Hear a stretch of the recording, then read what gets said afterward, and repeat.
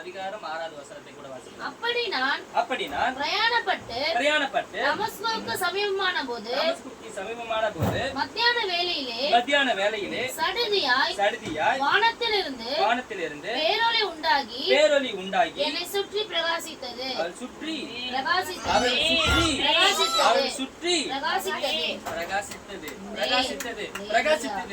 என்ன நடக்குதுங்க?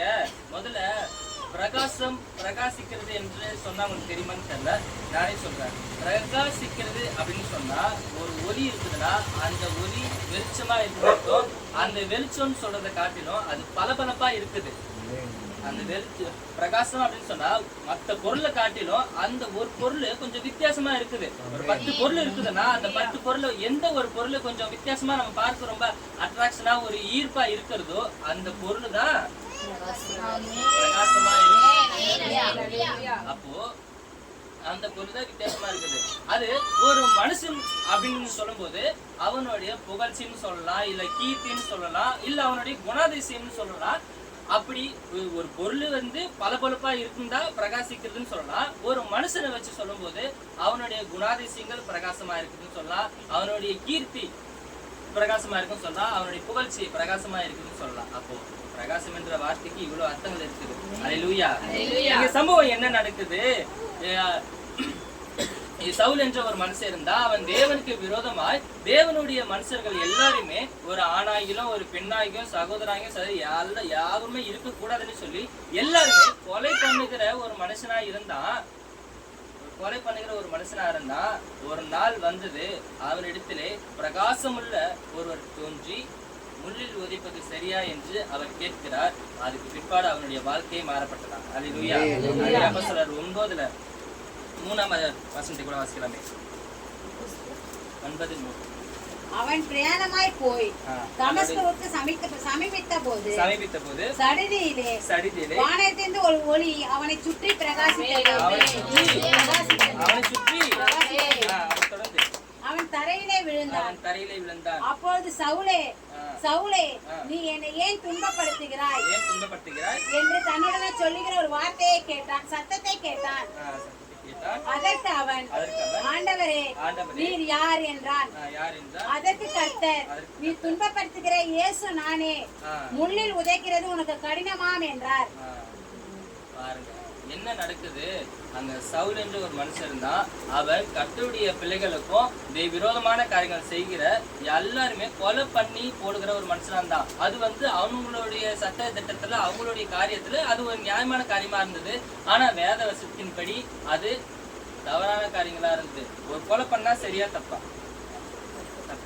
அப்போ இப்படிப்பட்ட ஒரு காரியத்துல இருந்த ஒரு மனுஷனை அவங்களுடைய மார்க்கத்துல அவங்களுடைய சமூகத்துல ஒரு பயபக்தியா இருக்கிற ஒரு மனுஷனை வேத வசனம் சொல்லுகிறது பக்தியுடன் தனக்கேற்படி. இங்க அவரு சமூகத்துல அவ்வளவு பக்தியா இருக்கிறாரு. இந்த பக்தி சரியில்லை பார்த்து சொல்லிட்டு தேவன் ஒரு காலம் ஆயிடுச்சு. அந்த காலத்துல தேவன் அவர்கிட்ட பார்க்கறது எப்படி பாக்குறாருன்னா பிரகாசம் உள்ளவராய் பார்க்கிறாரா. அந்த பிரகாசம் உள்ளவராய் பார்க்கறதுனால அவ்வளோ எப்படி சொல்றது, இயேசுக்கு விரோதமா இருக்கிற இயேசுக்கு பக்தியா இருக்கிற மனுஷன் எல்லாரையும் கொலை பண்ணி போடுகிற ஒரு மனுஷனா இருக்கிற ஒரு மனுஷன் அந்த தேவன் பாடுபட்டது நிமித்தம் இயேசு எப்படிலாம் பாடுபட்டாரோ அதே போல இவர் 5 தடவை பாடுபட்டாரா. எப்படி சவுக்கடி எடுத்து அவர் 39 சவுடிக்கு ஒரு தடவை வாங்கினார்னா இவரு அந்த சவுக்கடி ஒரு 5 தடவை வாங்கியிருக்கிறாராம். அப்போ புஜபல பலாக்கரசாரியா இருக்கிற ஒரு மனுஷனா இருந்திருக்கிறாரு. அவரு இந்த தேவன் இப்படி பிரகாசிக்கிறாரு, அப்ப இவர்கிட்ட நம்ம வாழ்க்கை பிரகாசிக்கும் என்று சொல்லி அவரை கை கொஞ்சி அவருடைய வார்த்தையும் அவருடைய வசனத்தை கை கொண்டு போகும்போது அவருடைய வாழ்க்கை பிரகாசமா இருந்ததுன்னு வேத வசனம் சொல்லுது. அதுக்கு பிற்பாடு பிரகாசிக்கிற தேவனை அப்ப சவுலா இருந்த பவுல் பார்த்ததுக்கு பிற்பாடு அவர் 14 நிருபங்கள் எழுதி பல சபைகளை உருவாக்கி பல ஊழியர்களை உண்டாக்கி விட்டு போனாரு. அவரை இன்ன வரைக்கும் பேசுறோம்னா அந்த பிரகாசிக்கிற தேவனை அவரை பார்த்ததுனாலதான். நான் சொல்லிக்கிறேன், சரி இது அந்த காலத்துல மட்டும்தான் அப்படி நடக்குமா? அந்த காலத்துல மட்டும் நடக்குமா?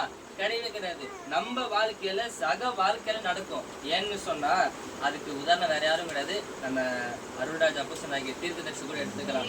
ஏன்னு சொன்னா பாருங்களேன், அவர் முன்னாடி ஒரு சிவபக்தனா இருந்தாரு. ஒரு சிவபக்தனா வேற மார்க்கத்துல இருந்து இயேசு பார்த்து அவர்கிட்ட வந்தாரு. அப்போ பாருங்களேன், அந்த நாட்கள்ல மட்டும் கிடையாது, இன்னைக்கும் அந்த தேவன் ஜீவனுள்ளவரா இருக்கிறாரு. அன்னைக்கு எப்படி அப்போஸ்தலனாகிய பவுலுக்கு வெளிப்பட்டாரோ அது போல அருள்ராஜ் தீர்க்கதரிசிக்கு வெளிப்பட்டு இந்த நாள் வரைக்கும் அவர் வழிநடத்தி கொண்டே வருகிறாரு. எப்படி வழிநடத்தி வராரு அவரு பாருங்களேன், அப்போஸ்தலனாகிய பவுல் மாறினார்தான், ஆனா அவர் மட்டும்தான் மாறினதா வரலாறு சொல்லுது. அவர் கூட இருந்தவங்க யாரும் மாறல. ஏன்னா அவர் ஒருத்தர் பயபக்தியா இருந்தாரு. அந்த பயபக்தி தேவன் தெரிஞ்சு கொண்டு தேவன்கிட்ட வந்து அவர் பயபக்தியா வாழ்ந்தாரு. ஆனா அவங்க கூட இருந்த ஜனங்கள் இன்னமும் சரி அந்த யூதர்களுக்கும் இஸ்ரவேலுக்கும் விரோதமா கொலை பண்ணிக்கிற ஒரு மனுஷனா தான் இருந்தாங்க. அது போலதான் என் தீர்க்கதரிசி கூட எத்தனை பேர் இருந்தாலும் தீர்க்கதரிசி மட்டும்தான் தேவனுக்கு வைராக்கியமா உதவி செய்யறவரா இருக்கிறாரு. கூட இருந்தவங்க எல்லாருமே அவங்கவுங்க சமூகத்துக்கும் அவங்க மார்க்கத்துக்கும் தான் உண்மையா இருக்கிறாங்க. அது போலதான் ஏன்னு சொன்னா அவங்க மார்க்கத்துல கிறிஸ்தவங்க யாரும் ஏற்றுக்கொள்ளாம கிறிஸ்தவங்களுக்கு விரோதமான காரியங்கள் செய்து அவங்களுக்கு புறமான காரியங்கள் செய்கிற ஒரு மனுஷனா இருந்தாங்க. வேணா அதையும் கூட பார்க்கலாமே. பிலிப்பியருக்கு எழுதின நிருபம் 2ஆம் அதிகாரம் 14வது வசனம். பிலிப்பியர் 2:14. நான் வீணாக வீணாய் ஓடினதும் வீணாக பிரயாசப்பட்டதும் இல்லை என்கிற மகிழ்ச்சி கிறிஸ்துவின் நாளில் எனக்கு உண்டாயிருப்பதற்கு ஜீவ வசனத்தை பிடித்துக் கொண்டு. எந்த ஜீவ வசனம்? அன்னைக்கு அப்போஸ்தலனாகிய பவுலுக்கு பிரசன்னமாய் சொன்னாரே அந்த ஜீவ வசனம் என் தீர்க்கதரிசிக்கு இன்னைக்கு நம்ம கையில வேதம் என்று சொல்லுகிற இந்த வேத வசனத்தை ஜீவ வசனத்தை பிடித்துக் கொண்டு உலகத்திலே சுடர்களைப் போல பிரகாசிக்கிற நீங்கள் கோணலும் மாறுபாடுமான சந்ததி நடுவிலே குற்றமற்றவர்களும் கபடற்றவர்களும் தேவனுடைய மாசற்ற பிள்ளைகளுமாய் இருக்கும்படிக்கு எல்லாவற்றையும் முறுமுறுப்பில்லாமலும் தர்க்கிப்பில்லாமலும் செய்யுங்கள். பாருங்க, அன்னைக்கு பவுல் மட்டும்தான் மாறினாரு. மாறினதுக்கு பின்னாடி அவர் வாழ்ந்தாரு. எப்படி வாழ்ந்தாரு? கோணலும் மாறுபாடுமாலும் உள்ள இந்த சன்னதிக்கு நடுவுலதான் அவர் வாழ்ந்தாருன்னு வரலாறு சொல்லுது, வேத வசனம் சொல்லுது. நான் சொல்லுகிற இது அந்த நாட்கள் மட்டுமல்ல, இன்றைக்கும் தீர்க்கதரிசி அப்படிதான். கோணலும் மாறுபாடுமான இந்த சன்னதிக்குள்ளதான் அவர் வாழ்ந்து கொண்டிருக்கிறார். அங்க எப்படி அவங்க யூதர்களும் கிறிஸ்தவர்களும் இஸ்ரவேலும் இருக்கக்கூடாதுன்னு கொலை செய்யறார்களோ, இன்றைக்கு நாளைக்கும் சரி இந்த ஊழியத்துக்கு விரோதமாகவும் இந்த ஊழியக்காரனுக்கு விரோதமாகவும் இங்க ஊழியத்துக்கு குடும்பம் இங்க இருக்கக்கூடாதுன்னு சொல்லிட்டோம். எவ்வளவு மந்திரியம் பழிச்சு எவ்வளவு சூனியம் பண்ணி எல்லா காரியங்கள் செஞ்சாலும் அன்னைக்கு எப்படி பவுல் கூட தேவன் இருந்தது போல அங்க பிரகாசிக்கிற தேவன் இங்கேயும் பிரகாசிக்கிறவர். இவங்க எல்லாம் எப்படி தெரியுமா இருக்கிறாங்க? வணங்காக்களத்துள்ள ஜனங்களா இருக்கிறாரா? ஏன்னு சொன்னா பாருங்களேன், இஸ்ரவேல் ஜனங்க மோசே எகிப்துல இருந்து வழிநடத்தி கொண்டு வரும்போது அவங்க பாலும் கணனை கொண்டு வரும்போது 40 வருடமா பாதரட்சி தேயில உடையும் பல்தா போல இப்படிப்பட்ட காரியங்கள் நடும்போது மேகஸ்தம்பம் பாதுகாத்து அக்னி ஸ்தம்பம் பாதுகாத்து மன்னாவை கொடுத்து போதிச்சு கொண்டு வந்த போதும் கூட இவ்வளவு நாள் நடத்திட்டு கொண்டு வந்த தேவன் சொல்றாரு, அப்பா இந்த ஜனங்க இப்படியே விட்டா சரிப்பட்டு வராது அப்படின்னு சொல்லிட்டு கட்டளையும் கற்பனையும் மோசை கொண்டு 40 நாள் மரம் ஏறி கொடுத்துட்டு அதை ஜனங்கிட்ட எடுத்துட்டு வந்து சொல்லும் போது மோசை தேவனோட முகமுகமா தரிசிச்சுட்டு வந்தாரு. ஆனா கீழே வந்த ஜனங்களால மோசையோட முகத்தை பார்க்க முடியலையா? மோசையோடைய முகத்தை அவங்க பார்க்கவே முடியலையா? ஏன்னு சொன்னா மோசையோட முகம் அவ்வளவு பிரகாசமா இருந்ததுன்னு வேற வசனம். பவுல் கூட இருந்த தேவன் எப்படி பிரகாசம் உள்ளவரா இருக்கிறது போல, தீர்க்கதரிசி கூட இருந்த தேவன் எப்படி பிரகாசமா இருக்கிறது போல, எப்படி ஊழியம் பிரகாசமா இருக்கிறது போல அங்க மோசையின் முகமும் பிரகாசமா இருந்தா. ஆனா மோசைக்கு அந்த காரியம் தெரியலையா? மோசை எப்ப போல சகஜமா வர்றாரு போறாரு ஜனங்களோட பேசுறாரு எல்லாம் செய்யறாரு. ஆனா மோசையோட முகத்தை பார்க்கறதுக்கு ஜனங்களால முடியலன்னு வேற சொல்றாங்க. அல்லேலூயா. யாத்திராகமம் 34:29.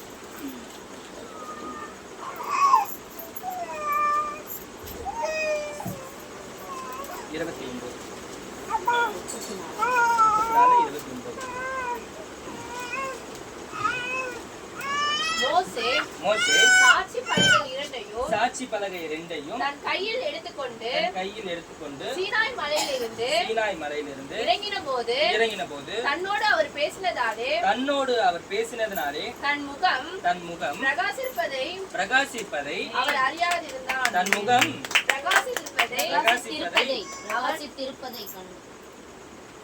முகம் பிரகாசிப்பதை அவன் அறியாதிருந்தானா. பாருங்க, மோசே வந்து தேவனை பார்த்துட்டு வரோன்னு முகம் பிரகாசமா இருக்கிறத மோசே அறியாது இருந்தானா. ஆனா அப்படியே தொடர்ந்து 30 கூட வாசிக்கிறேன். ஆரோனும் இஸ்ரவேல் புத்திரர் எல்லோரும் மோசேயை பார்க்கும்போது அவன் முகம் பிரகாசிப்பதை கண்டு அவன் சமீபத்தில் சேர பயந்தார்கள். பாருங்க, அன்னைக்கு மோசைய பார்த்து ஒரு மனுஷன் கிட்ட வரதுக்கு பயந்து நடுங்குறாங்களாம். இன்னைக்கும் அப்படிதான். தீர்க்கதரிசி நேர்முகமா சண்டை போடுறதுக்கும் சரி, எத்தி நிக்கிறதுக்கும் சரி, அவங்க கண்டு சேர பயந்து நடுங்குறாங்கன்னு.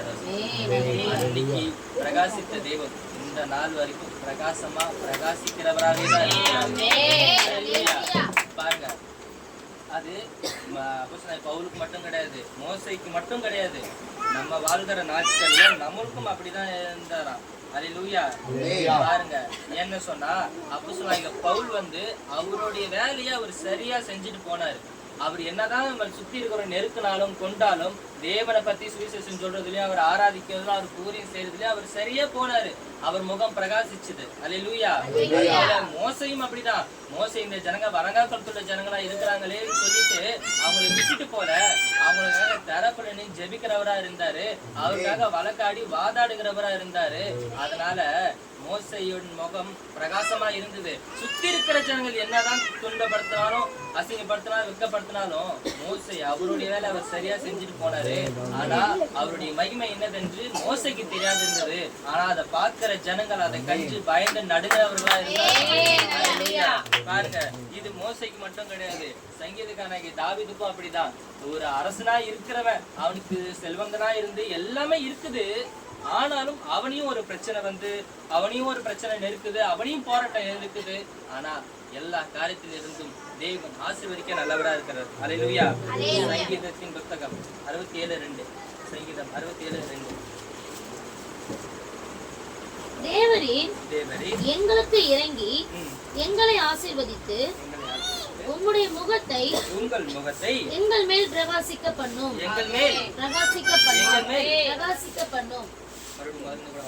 தேவரீர் எங்களுக்கு இறங்கி எங்களை ஆசீர்வதித்து உம்முடைய முகத்தை எங்கள் மேல் பிரகாசிக்க பண்ணும். தேவனே, இந்த அதிகாரம் ஃபுல்லாவே அவரை பார்க்கிற ஜனம் பிரகாசமா இருக்கும் தான் சொல்றாங்க. அதனால அந்த வசனம் ஃபுல்லாவே படிச்சிடலாம்.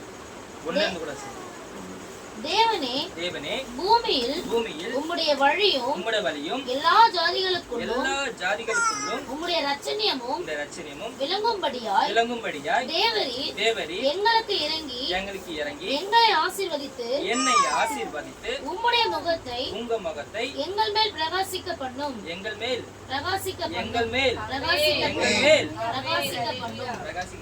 எங்களை ஆசீர்வதிச்சு எங்க முகத்தை பிரகாசிக்க பண்ணோம். ஏன்னா இங்க சுத்தி இருக்கிற ஜனங்களை காட்டிலும் சுத்தி இருக்கிற ஊழியர்களை காட்டிலும் இந்த ஊழியமும் இந்த ஊழியக்கார குடும்பமும் இனி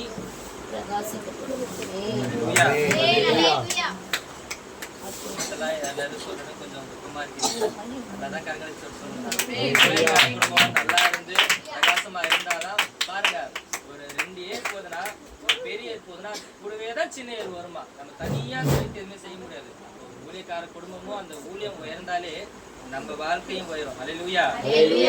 அந்த வசந்தி கூட அப்படியே வாசிக்கலாம் தொடர்ந்து. தேவனே, ஜனங்கள் உம்மை துதிப்பார்களாக. சகல ஜனங்களும் உம்மை துதிப்பார்களாக. தேவனே, ஜனங்களை நிதானமாய் நியாயம் தீர்த்து பூமியில் உள்ள ஜாதிகளை நடத்துவீர். ஆதலால் ஜாதிகள் சந்தோஷித்து எம்பீரத்தோடு மகிழ கடவார்கள். தேவனே, ஜனங்கள் உம்மை துதிப்பார்களாக. சகல ஜனங்களும் உம்மை துதிப்பார்களாக. பூமி பலனை தரும் தேவனாகிய எங்கள் தேவனே எங்களை ஆசீர்வதிப்பார். எந்த ஒரு மனுஷனோ இல்ல, எந்த ஒரு மனுஷியோ இல்ல, எந்த ஒரு பணக்காரனோ இல்ல, அந்த தேவனே நம்மளை ஆசீர்வதிப்பார். கொஞ்சம் நலம் போட்டு விட்டுன்றதுனால கொஞ்சம் சீலிங் பிச்சுட்டு கொடுத்து. ஹalleluya. தேவன் எங்களை ஆசீர்வதிப்பார். பூமியின் எல்லையெல்லாம் எல்லைகள் எல்லாம் அவருக்கு பயந்திருக்கும். பாருங்க, ஏன்னு சொன்னா அப்போஸ்தலனாகிய பவுலை அவர்தான் பிரகாசிக்க வச்ச தேவன். மோசேயை அவர்தான் வழிநடத்திட்டு வந்த தேவன். இன்னைக்கு இந்த ஊழியத்தையும் ஊழியக்கார குடும்பத்தையும் வழிநடத்திட்டு வர்றவர் அவர்தான். ஹalleluya. நாளைக்கு உங்களை வழி நடத்துறவரும் அவராதான் இருப்பாரு. என்ன சொன்னா தேவன் ஒரு திட்டம் செய்தா, ஒரு நிர்ணயம் செய்தா, ஒரு காரியம் செய்தான்னு சொன்னா அதை தடுக்கிறவன் இந்த பூமியில யாருமே இல்லை. ஹalleluya. ஹalleluya. யோபு 22:28. ஒரு மனுஷனுக்கு தேவன் கொடுக்கணும் அப்படின்னு நினைச்சிட்டா அதை தடுக்கிறதுக்கு யாருமே இல்லை. ஹalleluya. நீர் ஒரு காரியத்தை நிர்ணயம் பண்ணினால் அது உமக்கு நிலைவரப்படும். உம்முடைய பாதைகளில் வெளிச்சம் பிரகாசிக்கும். வெளிச்சம் வேற, பிரகாசம் வேற. லைட்ல இருக்கிற அந்த வெளிச்சம் வேற, இவர் சொன்ன அந்த பிரகாசம் வேற. ஏன்னா தேவன் ஒரு காரியம் நான் திட்டம் வச்சு அதை செய்யணும்னு அவர் முடிப்பற்றான்னு வச்சுக்கோங்களேன், பூமியில எந்த மனுஷனுமே தடுக்க முடியாது. எந்த மனுஷனாலும் தடுக்க முடியாது. ஒரு மனுஷனுக்கு ஒரு ஆசீர்வாதத்தை கொடுக்கணும்னு தேவன் நினைச்சிட்டா அதை தடுக்கிறது பூமியில யாருமே கிடையாது. ஏன்னா அந்த பிரகாசிக்கிற அந்த ஒளியை தேவனா இருக்கிறார். ஹalleluya. அந்த தேவன் நம்மளோட இருக்கிறார். ஹalleluya. யோவானுக்கு எழுதின சுவிசேஷ புத்தகம் 1:9. உலகத்திலே வந்த எந்த மனுஷனையும் பிரகாசிப்பிக்கிற ஒளியே அந்த மெய்யான ஒளி. எந்த ஒளியா? இப்ப மறுபடியும் வாசிங்க. உலகத்திலே வந்த எந்த மனுஷனையும் பிரகாசிப்பிக்கிற ஒளியே. எந்த மனுஷனா இருக்கட்டும் மனுஷியா இருக்கட்டும் அவரை பிரகாசிக்கிற ஒளியே அந்த மெய்யான ஒளி. அப்போ சின்ன மனுஷன் இல்ல, பெரிய மனுஷன் இல்ல, சின்ன பசங்க இல்ல, வயசானவங்க இல்ல, எந்த மனுஷனா இருந்தாலும் அவரை பிரகாசிக்கிற ஒளி அந்த மெய்யான ஒளியா இருக்கு. தொடர்ந்து கூட வாசிக்கிறேன். அவர் உலகத்தில் இருந்தார். உலகம் அவர் மூலமாய் உண்டாயிற்று. உலகமோ அவரை அறியவில்லை. அவர் தமக்கு சொந்தமானதிலே வந்தார். அவருக்கு சொந்தமானவர்களோ அவரை ஏற்றுக்கொள்ளவில்லை. அவருடைய நாமத்தின் மேல் விசுவாசம் உள்ளவர்களாய் அவர்களை ஏற்றுக்கொண்டவர்கள் எத்தனை பேர்களோ அத்தனை பேர்களும் தேவனுடைய பிள்ளைகள் ஆகும்படி அவர்களுக்கு அதிகாரம் கொடுத்தார். பாருங்க, எந்த மனுஷனா இருக்கட்டும் மனுஷியா இருக்கட்டும், இந்த தேவனை ஏற்றுக்கொண்டு வந்தார் சொந்த பிள்ளை என்று அவருக்கு அதிகாரம் கொடுத்தாராம். பாருங்க, நம்மளுக்கு ஒரு சொத்து இருக்குதுன்னா பக்கத்து வீட்டுக்காரங்களுக்கு நம்ம பாதி சொத்தை எழுதி கொடுக்குமா? அதே போலதான் என் தேவனும் அவரும் அப்படிதான். தன் சொந்த பிள்ளைக்கு தான் முதல் அதிகாரம்,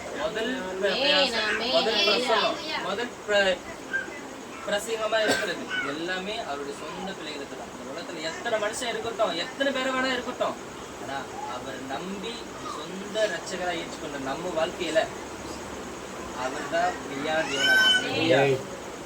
ஹalleluya. இதெல்லாம் நம்மளுக்கும் சொல்லியாச்சு. நம்மளை கஷ்டப்படுத்துறவங்க, துன்பப்படுத்துறவங்க 2 கொரிந்தியர் 4:4.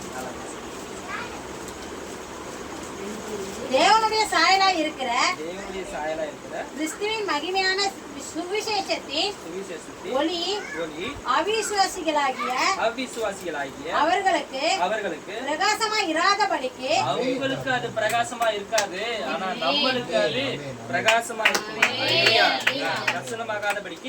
இப்பிரபஞ்சத்தின் தேவனானவன் அவர்களுடைய மனதை குருடாக்கினான்.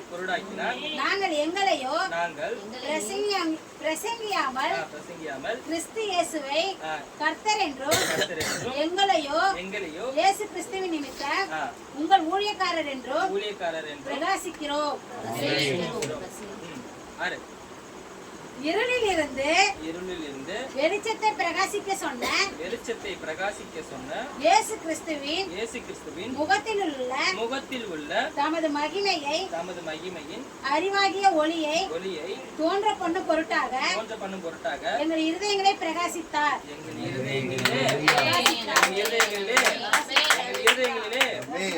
அவர் நம்ம இருதயத்துல வாசம் செய்கிறதா இருக்கிறார்.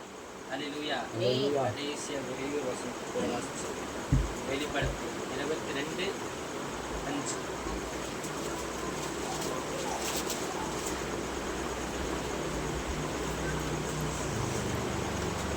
அங்கே ராக்காலமாவது இராது, விளக்கும் சூரியனுடைய வெளிச்சமும் அவர்களுக்கு வேண்டுவதில்லை. கூட வாசிக்கலாமே. அவருடைய ஊழியக்காரர் அவரை சேவித்து அவருடைய சமூகத்தில் தரிசிப்பார்கள். அவருடைய நாமம் அவர்களுடைய நெற்றிகளில் இருக்கும். அங்கே ராக்காலம் இராது, விளக்கும் சூரியனுடைய வெளிச்சமும் அவர்களுக்கு வேண்டுவதே இல்லை. தேவனாகிய கர்த்தரே அவர்கள் மேல் பிரகாசிப்பார்.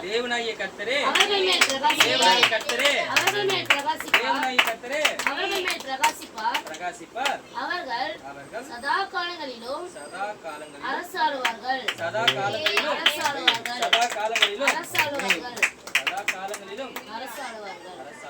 பாருங்க, கர்த்தர் ஊழியக்காரர்கள் அவரை ஆராதிப்பார்களா, சதா காலமும் அரசாள்வாங்க. இந்த இடம் அந்த இடம் இல்ல, நம்ம போற எந்த இடமா இருந்தாலும், எந்த தேசமா இருந்தாலும், எந்த நாடா இருந்தாலும், எந்த இடமா இருந்தாலும் நம்ம தான் அரசாள்வோம். அல்லேலூயா. நான் ஊழியம் செய்யறேன்னு சொல்றவங்க எல்லாம் ஒரு அல்லேலூயா சொல்றாங்க. இப்ப அந்த 4வது வசனத்தை கூட வாசிக்கலாம். அவருடைய ஊழியக்காரர்கள் அவரை சேவித்து அவருடைய சமூகத்தை தரிசிப்பார்கள். அவருடைய நாமம் அவர்களுடைய நெற்றிகளில் இருக்கும். பாருங்க, அவருடைய ஊழியக்காரர், அவருடைய நாமம் அவருடைய நெற்றியில் இருக்குமா? இயேசு என்ற நாமம் நமக்குள்ள இருக்குன்னு சொன்னவர் அல்லே சொல்றாரு. அந்த நாமம் நமக்குள்ள இருக்கும்போது நம்மளுக்கு எப்படிப்பட்ட நன்மை உண்டாயிருக்கும் சொல்லி இத வாக்குத்தத்தமா கூட எடுத்துக்கலாமே. 5வது வசனத்தை கூட வாசிக்கலாம். அங்கே ராக்காலம் இராது. பாருங்க, ராக்காலம் சொன்னா பேய், பிசாசு, நோய் இதெல்லாம் இருட்டுக்கு சம்பந்தமான பொருள். அங்கே ராக்காலம் இராது, விளக்கும் சூரியனுடைய வெளிச்சமும் அவர்களுக்கு வேண்டுவதில்லை. பாருங்க, ஒரு மனுஷன் கொடுத்து உதவணும், நான் ஒரு பணக்காரனா இருக்கிறேன், என்கிட்ட ஆஸ்தி இருக்குது, அந்தஸ்து இருக்குது, எல்லாரும் நான் கொடுத்து உதவேன்னு சொல்லிட்டு அவங்களுக்கு இந்த சூரியனோட வெளிச்சமும் இங்க இருக்கிற வெளிச்சமும் அவங்களுக்கு அது தேவையில்லை. அப்புறம் தேவனாகிய கர்த்தரே பாருங்க, இந்த வானத்தையும் பூமியையும் உண்டாக்கின அந்த தேவனாகிய கர்த்தரே அவர்கள் மேல் பிரகாசிப்பார். வானத்தையும் உண்டாக்கின அந்த தேவன் நம்ம மேல பிரகாசிப்பார். அவர்கள் சதா காலங்களிலும் அரசாளுவார்கள். சதா காலங்களிலும் அரசாளுவார்கள். இப்படிப்பட்ட பிரகாசமா இருக்கிற தேவனை நாம் எல்லாரும் அவருடைய ஊழியக்காரன் சொல்ற நம்ம எல்லாரும் அப்படி முழங்கால் படிட்டு கூட